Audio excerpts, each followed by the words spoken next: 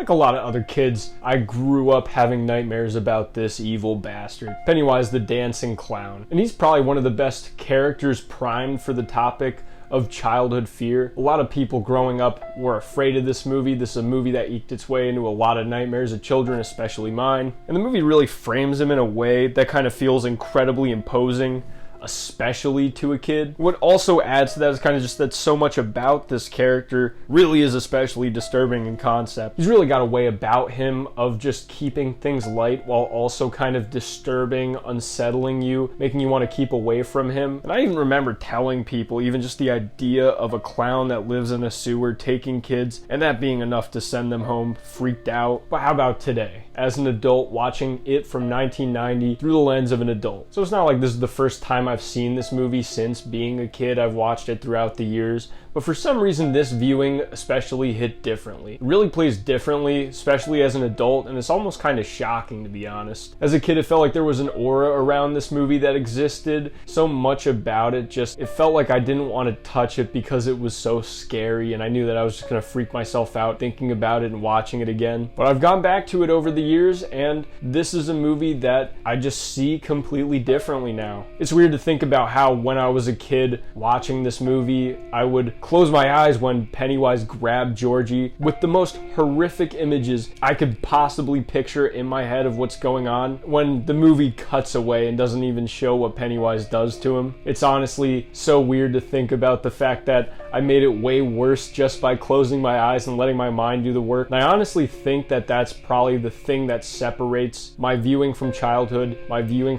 as an adult. And honestly, I think it's almost that kind of idea that makes the adult aspect of this story a little bit weaker. Scenes like the shower scene, you just feel this uncanny valley kind of thing from Pennywise, especially in scenes like the shower scene where Pennywise just has this uncanny feeling to him that's really creepy, and Eddie feels completely helpless, cornered, trapped. You really almost live through his eyes when you're watching it as a kid, and that's something that's kind of harder to connect with as an adult. And it's that loss of imagination, that loss of kind of living through the characters, that is what I'm talking about when I say I think the adult side of the story just comes across as weaker than the side of the story about the kids. Everyone experiences that loss of imagination with growing up. It's just a natural part of it. I still got a lot of love and nostalgia for this movie, but I think it's just watching this through the frame of an adult, that makes me view it completely different, and my perspective on it really has completely changed. It's a very cheesy movie. By no standards do I really find it scary anymore, obviously. There's just so many effects, things that just don't really work anymore, many cheesy moments. A lot of the monsters that it turns into are not very scary, but it holds a special place in my heart, and especially for how it scared me as a kid. I think I really connect with the adult side of the story and finding that connection and resolution to kind of unfinished business from your childhood. It really is those characters that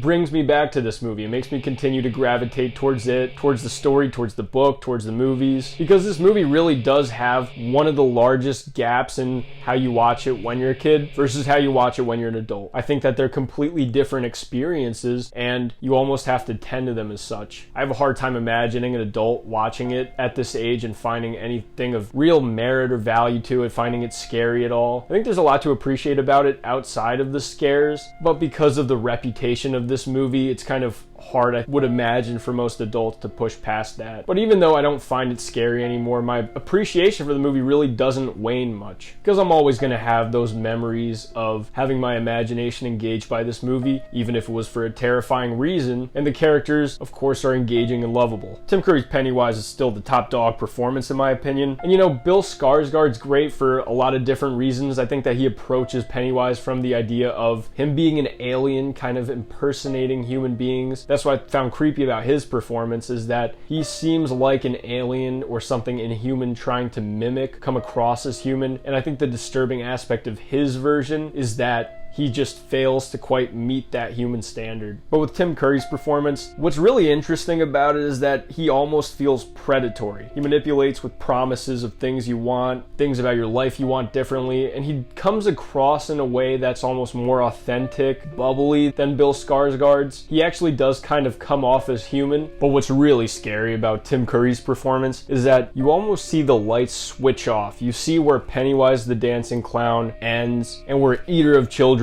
begins. and he seems very human in that way, where it's almost like you could tell where he's at the tipping point. He has what he wants, so now he's going to give up the thin veneer of being a nice clown that's pleasant to children, and he just goes into full monster mode. And it's honestly some of those facial expressions that I think really sells this performance, especially through all that makeup too. Everything about it just works incredibly well, and that's one of the real standout things that I remember from this movie. And you'd actually be surprised to see how much limited kind of screen time he actually has in the movie, given the fact that he's the most memorable thing about it. It's effective, creepy in all the right ways, but while also having kind of that playful edge to him, but it's not in a way that necessarily makes you not take him seriously. And that's kind of the most important balancing act of playing this character, because it is very easy to go overboard and just come across as a joke that doesn't need to be taken seriously. But overall, getting back to kind of the root of the question, is this movie still scary? No, not really. As an adult, it's a lot harder to kind of buy into the scares, especially with how cheesy and corny it is. It has so much charm to it, but that's not enough to actually make it scary. What it replaces that with, through the lens of an adult, is a compelling story about these friends, about these lifelong relationships, and you kind of see the more underlying metaphor, the understanding of fear and how that changes when you grow up. Because the way that Pennywise manifests himself